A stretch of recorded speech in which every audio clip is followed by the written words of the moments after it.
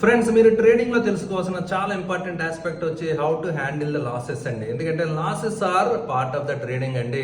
అయితే మనకి సోషల్ మీడియాలో మీరు చాలా చోట్ల చూస్తుంటారు కదా, నా దగ్గర ఏదో మ్యాజిక్ ఇండికేటర్ ఉంది, 100% గ్యారంటీ రిటర్న్, 1000% ప్రాఫిట్స్. సో ఇలాంటి ఫేక్ అనమాట అండి.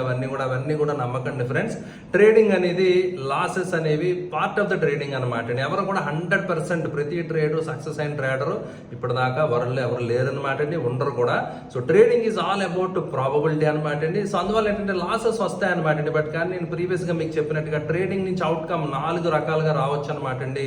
Profit, small profit, big profit, small loss, big loss అనమాట అండి. మన ఫోకస్ ఎప్పుడు కూడా how to avoid big loss, how to avoid big loss అని దాని మీద మాత్రమే ఉండాలన్నమాట అండి.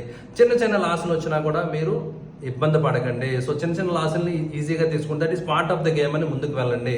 సో దానికి మీరు అలా చేయాలంటే కనుక మీరు position sizing, allocation, percentage capital ఏవైతే నేను ప్రీవియస్గా చెప్పానో అవి మాత్రం ఖచ్చితంగా ఫాలో అవ్వండి.